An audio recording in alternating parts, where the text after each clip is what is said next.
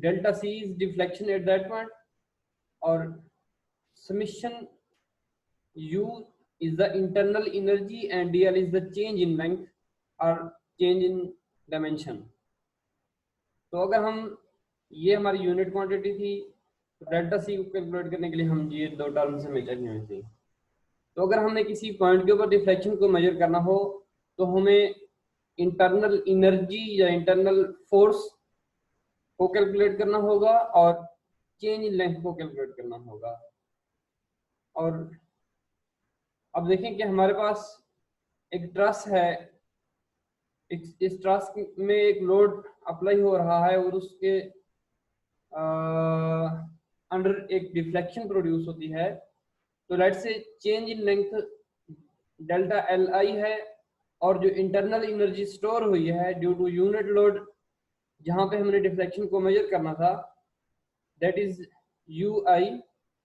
तो हम इस इक्वेशन को अगर रीअरेंज करें, u की जगह यू आई आएगा और change in length D L की जगह डेल्टा एल आई आएगा।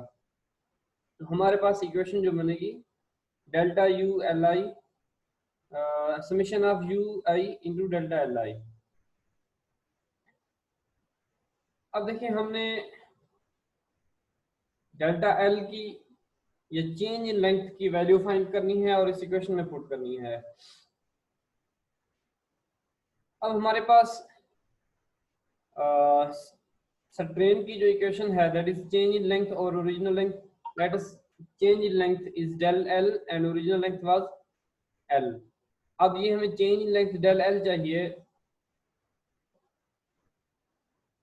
मॉडुलस ऑफ इलास्टिसिटी ई का फार्मूला हमें पता है, stress over strain sigma over epsilon, और हमारे पास स्ट्रेस की वैल्यू है इज फोर्स ओवर एरिया और हमारे पास जो स्ट्रेन की वैल्यू है वो हमें यहाँ पे लिखी हुई है। अब इस इक्वेशन ए में हम एप्सिलॉन और सिग्मा की वैल्यूज पुट करेंगे। हमारे पास E will be equal to F over A divided by delta L over L। इसको रीअरेंज करेंगे, delta L over L equation की लेफ्ट साइड पे लेके आएंगे, E को इक्वेशन की राइट साइड के ऊपर लेके जाएंगे। तो हमारे पास delta L over L will be equal to F over AE। यह हमारे पास डेल्टा L की वैल्यू आएगी FL ओवर AE। अब इस डेल्टा L को हम पुट करेंगे वापस इस इक्वेशन में। तो हमारे पास डेल्टा की वैल्यू आएगी summation of F dot U dot L over E A. तो यहाँ पे हमारे पास F is the member force in the truss member due to actual load. अब जिस तरह आप मेथड ऑफ जॉइंट या मेथड ऑफ सेक्शन से मेंबर फोर्स कैलकुलेट कर रहे थे तो हम वैसे ही मेंबर फोर्स कैलकुलेट करेंगे। And U is the member force due to the unit load. अब यूनिट लोड मेथड के अंदर जिस डायरेक्शन में हमें डिफ्लेक्शन चाहिए होती है, जिस पॉइंट के ऊपर डिफ्लेक्शन चाहिए होती है, वहां पे हम उसी डायरेक्शन में यूनिट लोड लगाते हैं। अब उस यूनिट लोड के अगेंस्ट जो मेंबर फोर्सेस प्रोड्यूस हुई हैं वो हम कैलकुलेट करेंगे। और इसी तरह length L is the length of the member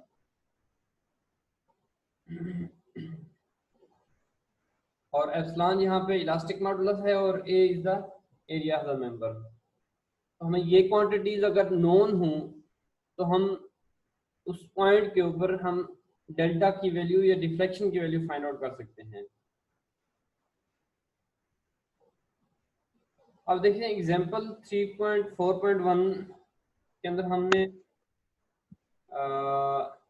cross की वैल्यू फाइंड करना है।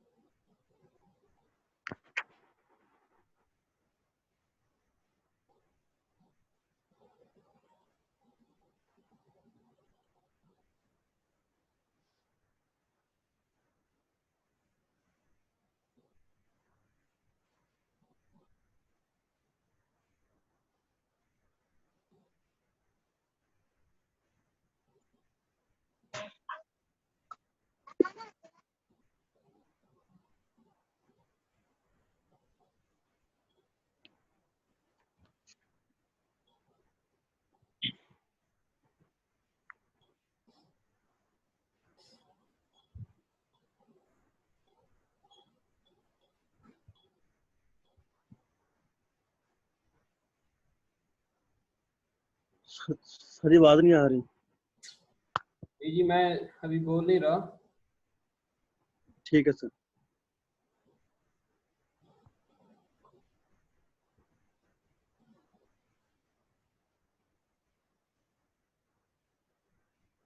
अब देखिए ये हमारे पास एक ट्रस है और हमें स्टेटमेंट क्या गिवन है, determine the horizontal and vertical deflections of L2। यहाँ पे L2 है, वहां पे हमारा जो भी प्रॉब्लम है वो L3 के ऊपर है। तो L3 के ऊपर हमने horizontal and vertical deflections measure करनी है और हमें यहाँ पे टेम्परेचर ड्रॉप का लिखा हुआ है, हमें लोडिंग्स गिवन है। ठीक हो गया। तो हमारे पास मॉडुलस ऑफ इलास्टिसिटी की वैल्यू गिवन है। हमारे पास जो भी प्रॉब्लम है, हमें ये एक ट्रस गिवन है और यहाँ पे हमारे पास जो अप्लाइड लोडिंग्स हैं वो हमें गिवन है। हमने क्या करना है, हमने जॉइंट L3 के ऊपर हमने हॉरिजॉन्टल और वर्टिकल डिफ्लेक्शन यहाँ पे due to this applied loading हमने कैलकुलेट करनी है। अब देखिए यहाँ पे हमें डिफ्लेक्शन को कैलकुलेट करने के लिए पहले हमें इस अप्लाइड लोडिंग की वजह से इन मेंबर्स के अंदर जो मेंबर फोर्स प्रोड्यूस हुई है, एक्सियल फोर्स प्रोड्यूस हुई है, वो हमें मेजर करनी है। नेक्स्ट स्टेप में हम क्या करेंगे, नेक्स्ट स्टेप में अगर हम हॉरिजॉन्टल डिफ्लेक्शन कैलकुलेट करना चाह रहे होते हैं तो हॉरिजॉन्टल डिफ्लेक्शन के केस में यहाँ पे हॉरिजॉन्टल यूनिट लोड अप्लाई करेंगे, फिर हर एक मेंबर के अंदर member force by the method of joint हम कैलकुलेट करेंगे। इसी तरह नेक्स्ट स्टेप में अगर हमने वर्टिकल डिफ्लेक्शन कैलकुलेट करनी है तो वर्टिकल डायरेक्शन में यूनिट लोड अप्लाई करेंगे। तो हम यहाँ पे फिर इनके अंदर जो फोर्स प्रोड्यूस होगी वो हम कैलकुलेट करेंगे, फिर हम फार्मूला में पुट करेंगे तो हमारे पास हॉरिजॉन्टल डिफ्लेक्शन की वैल्यूज आ जाएंगी। अब देखें, जब हमने हमारे पास ये सपोर्ट रिएक्शन हम कैलकुलेट कर लेंगे, ठीक हो गया, by taking summation of vertical forces. हमने इसको सॉल्व किया है तो हमारे पास यहाँ पे जो वर्टिकल फोर्सेस आई हैं, इस एंड पे 360, इस एंड पे 450 आया है। ठीक हो गया। हम समेशन ऑफ यहाँ पे समेशन ऑफ वर्टिकल फोर्सेस करेंगे और summation of movements about L not करेंगे तो हमारे पास यहाँ पे जो सपोर्ट रिएक्शन है ये निकल आएगा, फिर समेशन ऑफ वर्टिकल फोर्सेस की मदद से ये हमें रिएक्शन निकल आएगा। ठीक हो गया। ये हम पहले से करते आ रहे हैं इसलिए मैं यहाँ पे स्किप कर रहा हूँ, बहरहाल आपको ये आसानी से कैलकुलेट कर लोगे। अब देखिए यहाँ पे बाय मेथड ऑफ जॉइंट हम हर एक जॉइंट को कंसीडर करेंगे और हर एक मेंबर के अंदर हम मेंबर फोर्स कैलकुलेट कर लेंगे। अब मेथड ऑफ जॉइंट हम ऑलरेडी स्टडी कर चुके हैं, लेकिन मैं आपको एक और थोड़ा सा मेथड एक बता देता हूँ। आप उसके जरिए उस सॉफ्टवेयर है आप उसको यूज कर सकते हैं, लेकिन जब आप एग्जाम में बैठे होंगे तो एग्जाम में चूंकि आपके पास सॉफ्टवेयर नहीं होगा इसलिए आपको method of joint he use करना होगा।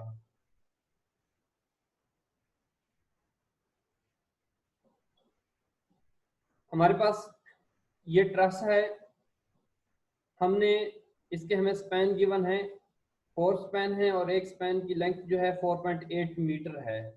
ठीक है कि टोटल लेंथ 29.2 मीटर है। अब हमने इसको सॉफ्टवेयर के ऊपर मॉडल करना है। हमारा सॉफ्टवेयर है रीजा 2D। मैं इसको इसका सेटअप आपको फॉरवर्ड करूंगा, ये इसका सेटअप आपको मिल जाएगा।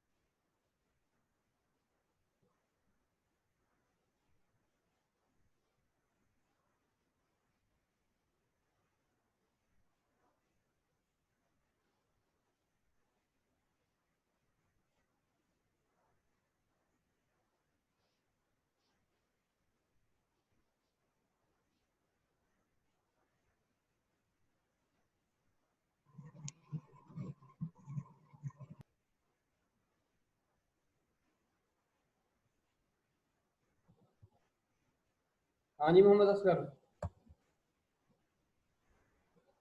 सर आपकी आवाज नहीं आ रही थी। जी जी, मैं एक सॉफ्टवेयर ओपन कर रहा हूँ, सॉफ्टवेयर के ऊपर आपको थोड़ा सा ये ट्रस्ट को सॉल्व करना सिखाता हूँ। तो ये स्टार्ट हो जाए फिर सॉरी सर। बात करते हैं।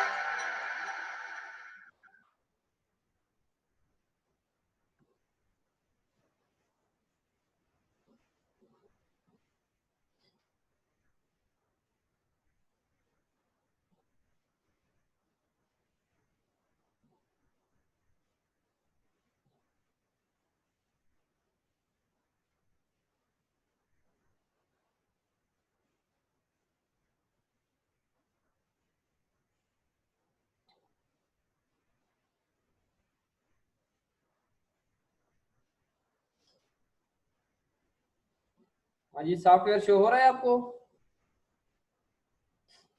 जी सर, हो रहा है सर। सर हो रहा है। अच्छा अच्छा, जी देखें सर।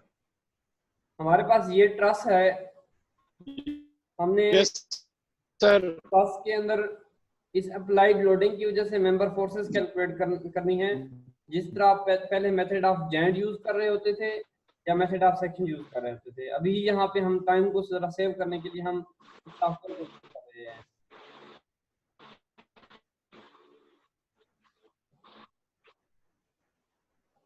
तो इस सॉफ्टवेयर पे सबसे फर्स्ट जो स्टेप होता है वो हम जाके यूनिट्स को सेट करते हैं। जिस जिस जिस यूनिट्स में हमारे पास हमारा स्ट्रक्चर गिवन हो, ट्रस गिवन हो या बीम जो भी है जिसको हम एनालाइज करना चाह रहे हैं, जो गिवन हो हम उसके यूनिट्स अकॉर्डिंगली जाके सेट करते हैं। अब यहाँ पे जो यूनिट्स गिवन है किलो न्यूटन और मीटर के गिवन है, तो हम जाके यहाँ पे जो यूनिट्स होंगे वो स्टैंडर्ड मैट्रिक के सेट कर लेंगे। ठीक हो क्या? अब स्टैंडर्ड मैट्रिक के सेट किए हैं तो यहाँ पे लेंथ मीटर्स में आ गई हैं, फोर्सेस किलो न्यूटन में आ गई हैं।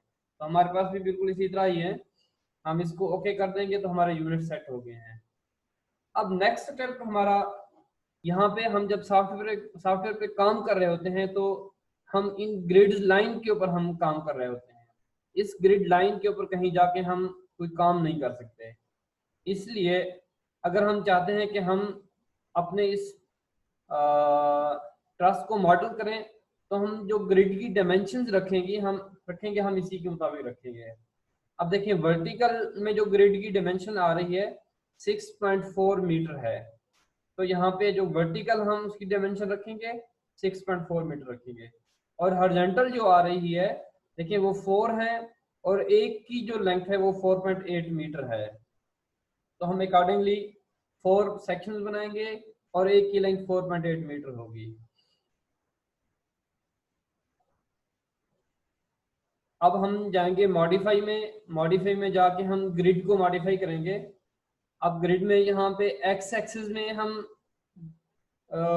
ने प्रोवाइड करने हैं। अब देखें हमने एक्स एक्सिस में 4 हमारे पास जो सेल्स हैं 4 सेल हमने प्रोवाइड करने हैं और एक की हमारे पास जो लेंथ है वो हमारे पास 4.8 मीटर है। तो 4.8 हम एंटर कर देंगे। अब देखिए 4 8 4 मीन के 4 स्पैन्स हैं, सेगमेंट्स हैं और एक की लेंथ 4.8 है। वर्टिकल डायरेक्शन में हमारे पास जस्ट 1 सेगमेंट है और उसकी लेंथ जो है वो 6.4 मीटर है। हम ओके कर देंगे। अब ये हमारे पास ग्रिड बन के आ गए हैं, हम इस पे काम कर सकते हैं। अब देखें हमने सबसे पहले इसके ऊपर अपने मेंबर्स को ड्रा करना है। जो ट्रस है ट्रस की शेप हमने यहाँ पे बनानी है। तो हम इस पॉइंट के ऊपर जाएंगे यहाँ पे, तो ये हमारा आइकन जो है ये न्यू मेंबर्स को ड्रा करने के लिए यूज होता है। हम इसके ऊपर क्लिक करेंगे, हम जो भी आएगा हम उसको ओके कर देंगे। ठीक है, हमारा यहाँ पे कोई कंसर्न नहीं है, अप्लाई कर देंगे। अब ये पेन शेप यहाँ पे आ गई है, मीन जेड के अब हम मेंबर अपने ड्रा कर सकते हैं। अब देखिए हम यहाँ से ड्रा करना स्टार्ट करेंगे। यहाँ पे हमारा जॉइंट है। अब ये जरा नोट करें कि यहाँ से यहाँ तक की जो लेंथ है वो 4.8 मीटर है। ठीक हो गया? इसी तरह नेक्स्ट हम यहाँ पे आएंगे, हम यहाँ पे आएंगे, यहाँ पे आएंगे, फिर हम यहाँ पे आएंगे और यहाँ पे जॉइंट है हमारा, यहाँ पे जॉइंट है, वापस हम यहाँ पे आ जाएंगे, फिर हम एस्केप प्रेस करेंगे तो यहाँ पे ये वो डिसकंटिन्यू हो जाएगा। फिर हम यहाँ से स्टार्ट करेंगे और यहाँ पे आएंगे, इसी तरह यहाँ से यहाँ, फिर इसको हम एस्केप प्रेस करेंगे तो यहाँ से डिसकंटिन्यू हो जाएगा। अगेन हम यहाँ से स्टार्ट करेंगे और यहाँ पे आ जाएंगे। अब यहाँ पे ये जरा नोट करें कि हमने ग्रिड बनाया है तो वहां पे हम काम कर रहे हैं। फॉर एग्जाम्पल मैं यहाँ पे क्लिक करूं तो यहाँ पे ये नहीं काम करेगा, यहाँ पे भी ये नहीं काम करेगा। मैं यहाँ पे क्लिक कर रहा हूँ, जब मैं इस पॉइंट के ऊपर आऊंगा तो ऑटोमेटिकली वो एक रेड डॉट यहाँ पे शो करता है, मीन्स दैट कि ये एक जॉइंट है, ये एक नोड है, हम यहाँ पे काम कर सकते हैं। तो ये हमारे ट्रस की शेप बन गई है। अब नेक्स्ट काम हमने क्या करना है, हमने बाउंड्री कंडीशंस इसके ऊपर अप्लाई करनी है, हमने बाउंड्रीज लगानी है। इस साइड के ऊपर हिंज सपोर्ट है, इस साइड के ऊपर रोलर सपोर्ट है। अब ये हमारे पास आइकन है बाउंड्री कंडीशंस के लिए, सपोर्ट्स लगाने के लिए, हम इसके ऊपर क्लिक करेंगे। अब हमारे पास ये शेप बन के आ गई है। एक हमारे पास पिन सपोर्ट है तो पिन के ऊपर हम क्लिक करेंगे, इसको अप्लाई करेंगे तो ये पिन की शेप आ जाएगी। इसको हम अप्लाई कर देंगे तो ये इस एंड के ऊपर हमारी हिंज सपोर्ट लग गई है। इसी तरह दोबारा हम यहाँ पे जाएंगे, दूसरी साइड हमारी रोलर सपोर्ट है तो रोलर के ऊपर क्लिक करेंगे, इसको अप्लाई करेंगे और सर आवाज आना बंद हो गई है, रोलर लगा देंगे। अब देखिए यहाँ पे रोलर साइन है वो कुछ इस तरह का है, ठीक हो गया, ये रोलर सपोर्ट लगी हुई है यहाँ पे। अब हमने सपोर्ट्स लगा दी हैं। सर आवाज नहीं आई सही। देखें यहाँ पे रोलर सपोर्ट हमने अप्लाई की हुई है, रोलर सपोर्ट के लिए जो यहाँ पे साइन है वो इस तरह का है, ठीक है। ये हमारे पास हिंज सपोर्ट है, ये हमारे पास रोलर सपोर्ट है। अब नेक्स्ट हमारा जो स्टेप है वो हमने लोडिंग्स को अप्लाई करना है, ठीक है। कि हम यहाँ पे जाएंगे तो यहाँ पे जॉइंट लोड हम यहाँ से अप्लाई कर सकते हैं, हम इसको क्लिक करेंगे। अब देखें यहाँ पे हमारे पास वर्टिकल लोड्स हैं और इस पॉइंट के ऊपर अप्लाइड है, इस पॉइंट के ऊपर अप्लाइड है और इस पॉइंट के ऊपर अप्लाइड है। तो वर्टिकल लोड्स के लिए हमारी डायरेक्शन y होगी और चूंकि ये डाउनवर्ड डायरेक्शन में है इसलिए हम इसके साथ माइनस लिख देंगे। और फर्स्ट पॉइंट के ऊपर जो लोडिंग है वो -180 किलो न्यूटन है, हम -180 लिख देंगे, अगर किलो न्यूटन उसने खुद ब खुद उठाया हुआ है, ठीक हो गया। हम इसको अप्लाई कर देंगे और जिस पॉइंट के ऊपर हमने लगाना है वहां पे जाके क्लिक करेंगे। अब देखें ये 180 यहाँ पे अप्लाइड है तो हमने यहाँ पे क्लिक किया है तो यहाँ पे डाउनवर्ड डायरेक्शन में -180 किलो न्यूटन का लोड अप्लाई हो गया है। इसी तरह दोबारा हम यहाँ पे जाएंगे, फिर हमारा लोड है एट द मिड 270, तो हम 270 यहाँ पे जाके लिखेंगे, इसको अप्लाई करेंगे और यहाँ पे 270 लोड हम लगा देंगे, ठीक हो गया। इसी तरह दोबारा हम यहाँ पे जाएंगे, इससे नेक्स्ट पॉइंट पे हमारा लोड 360 किलो न्यूटन है तो हम यहाँ पे अप्लाई करेंगे और इस पॉइंट के ऊपर आके लगा देंगे। अब इन पॉइंट्स के ऊपर 180, 270 और 360 लोड यहाँ पे हमने अप्लाई कर दिए हैं।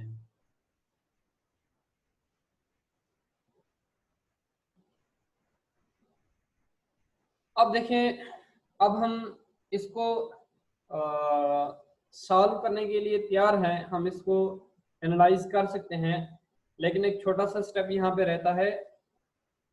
अभी क्योंकि आप एडवांस स्ट्रक्चर के जो सब्जेक्ट्स हैं वो नहीं पढ़ चुके तो शायद आपको कुछ क्लियर ना हो, पर मैं थोड़ा सा बता देता हूँ। यहाँ पे जो लोड आपको गिवन होते हैं ये कुछ हद तक हम इनको मॉडिफाई करके यहाँ पे लगाते हैं। हमारा जो एक्चुअल लोड होता है वो यहाँ पे कम होता है, ठीक है क्या।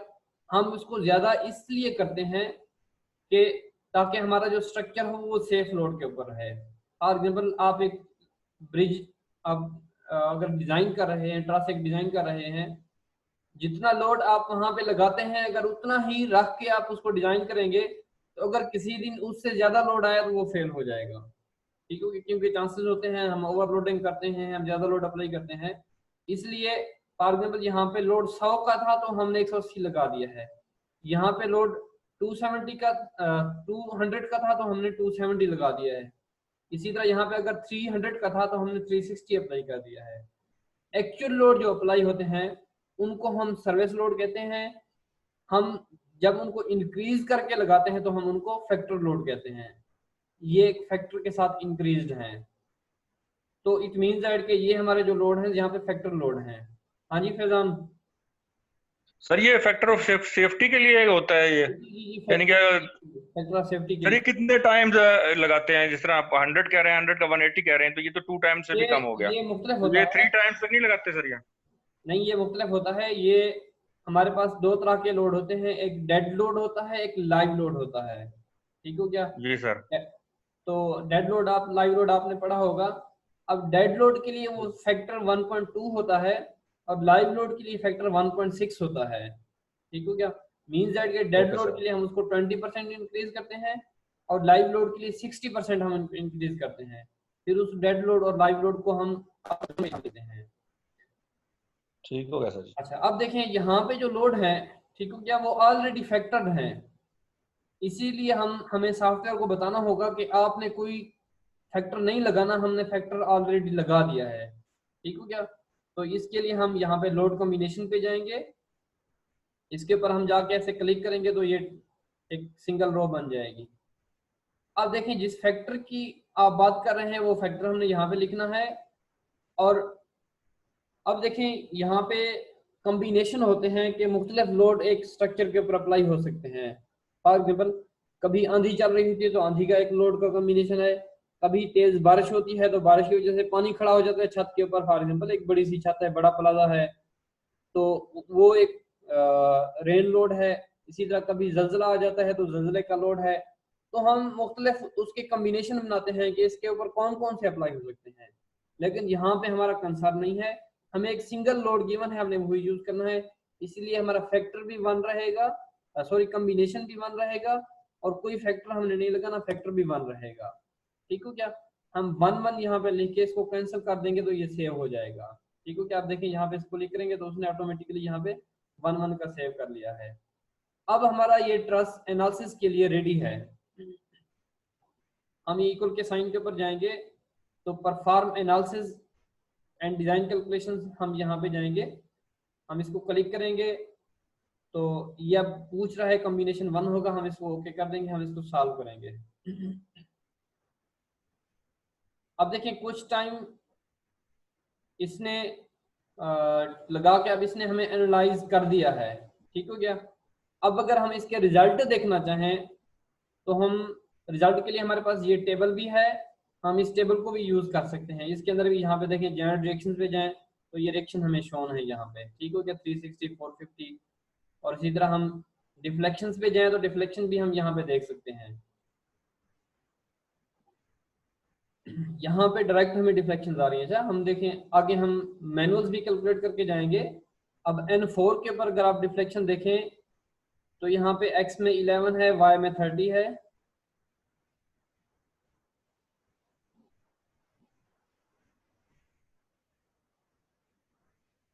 अच्छा चलें, तो हम अभी हमारा कंसर्न किसके साथ है, हमने रिएक्शंस को देखना है, हमने हर मेंबर फोर्स को देखना है।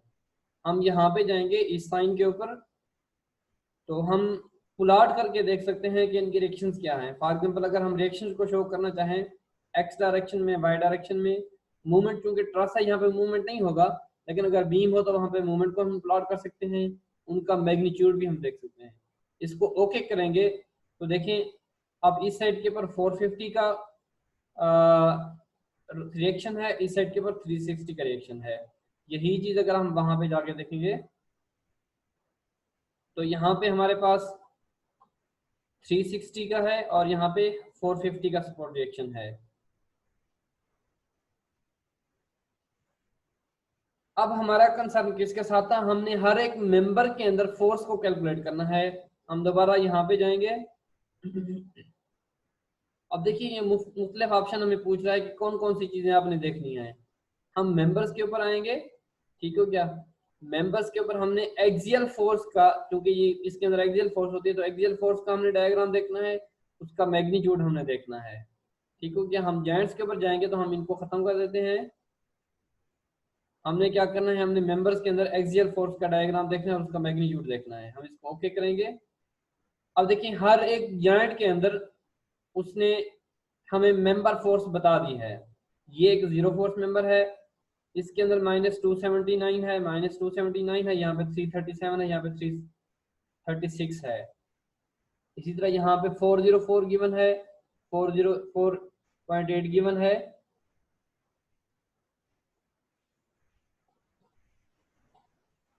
और ये हर एक के लिए उसने हमें गिवन है। अब यहाँ पे हमें देखें तो यहाँ पे 270, 337.5, 270 यहाँ कितना है 269.5 है, तो 0.5 का डिफरेंस है, ये थोड़ा बहुत डिफरेंस है, हो जाता है। इसी तरह इस मेंबर के लिए 337 है, इसके लिए भी नियर अबाउट 337 है। अब हम यहाँ पे जाके देखेंगे तो ये 337 है, ये 337 है।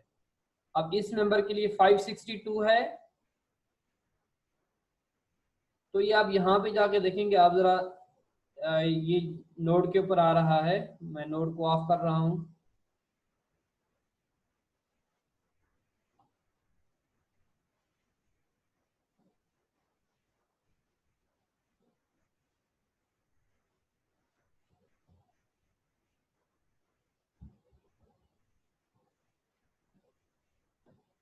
अब इसको आप जूम करेंगे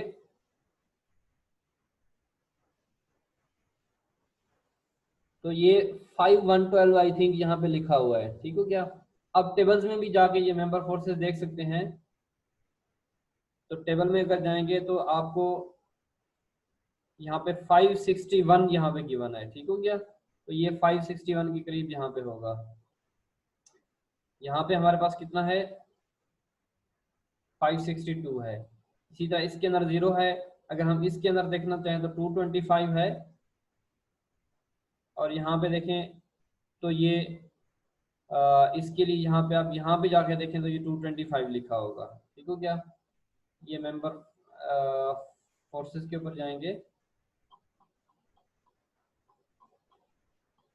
तो 225 M10 के लिए आपको यहाँ पे नजर आ जाएगा। अगर आप ये प्लॉट करना चाहें इनको कि कौन कौन सा कहाँ पे है,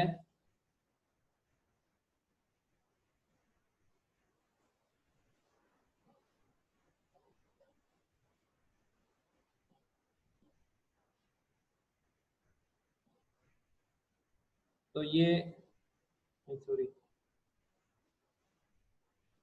हमने मेंबर को शो कराना है।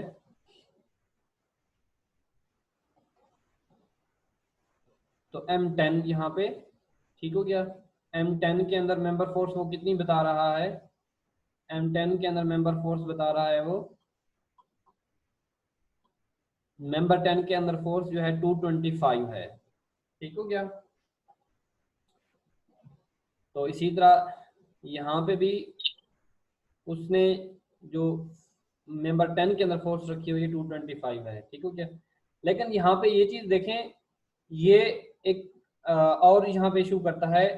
यहाँ पे जो पॉजिटिव फोर्स है, ठीक हो गया, जो यहाँ पे कंप्रेसिव फोर्स है उसको वो वहां पे नेगेटिव शो कर रहा है, और यहाँ की जो नेगेटिव होगी वहां पे वो पॉजिटिव शो कर रहा है। ठीक हो गया। तो ये साइन कन्वेंशन आपको यहाँ पे खुद ही देखना होगा।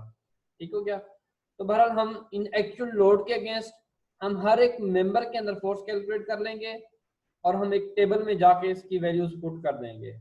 हमने एक टेबल बनाई है, हर मेंबर की यहाँ पे लेंथ लिखी है। ठीक हो गया। हमारे पास मेंबर 1 है, मेंबर 2 है, मेंबर 3 है, जिस तरह उसने यहाँ पे शो किया हुआ है।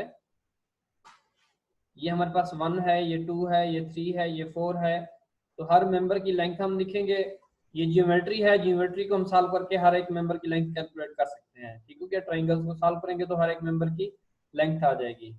इनका एरिया जो है वो हमें यहाँ पे गिवन है। हर एक मेंबर का एरिया यहाँ पे ये पैरेंथेसिस में इन द ब्रैकेट्स जो है वो हर एक मेंबर का एरिया गिवन है। ठीक हो गया। तो एरिया भी हम इस टेबल में जाके यहाँ पे पुट कर देंगे। नेक्स्ट स्टेप हमारा फोर्स का है। अभी हमने जिस तरह ट्रस को एनालाइज किया है तो मेंबर फोर्स कैलकुलेट की है, अब वो मेंबर फोर्स हम यहाँ पे आके लिख देंगे। अब देखिए हम यहाँ पे कैलकुलेट कर सकते हैं F multiplied by L over E multiplied by A। E भी हमें गिवन है, कहाँ पे गिवन है हमें,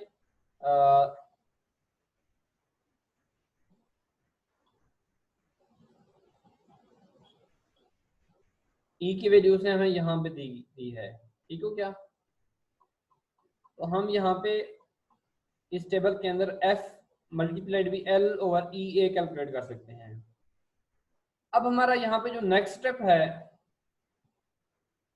हमने एक्चुअल लोडिंग के अगेंस्ट मेंबर फोर्सेस कैलकुलेट कर ली हैं। नेक्स्ट स्टेप में हमने क्या करना है, हमने इस पॉइंट के ऊपर जहाँ पे हमने डिफ्लेक्शन को फाइंड करना है वहां पे हमने यूनिट लोड लगाना है, ठीक हो गया। अब आपकी मर्जी है इस डायरेक्शन में लगा दें या इस डायरेक्शन में लगा दें। यहाँ पे हमने टुवर्ड्स राइट लगाया हुआ है, ठीक हो गया। ये एक एक्सटर्नल लोड यहाँ पे हमने लगाया हुआ है। इस एक्सटर्नल लोड के अगेंस्ट हमने इस मेंबर को एनालाइज करना है। हर एक मेंबर के अंदर हमने मेंबर फोर्स कैलकुलेट करनी है। दोबारा हम सॉफ्टवेयर के ऊपर जाएंगे, हम इन चीजों को इरेज करेंगे। मैं कंट्रोल जी कर रहा हूं।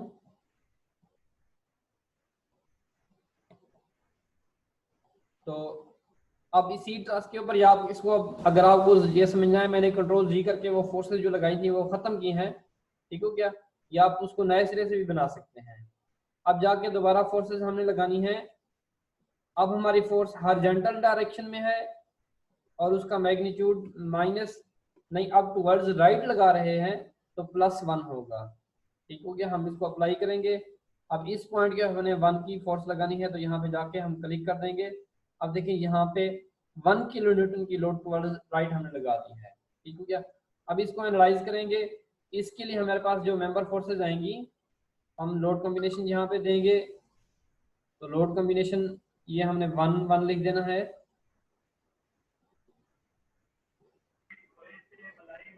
हम इसको एनालाइज करेंगे।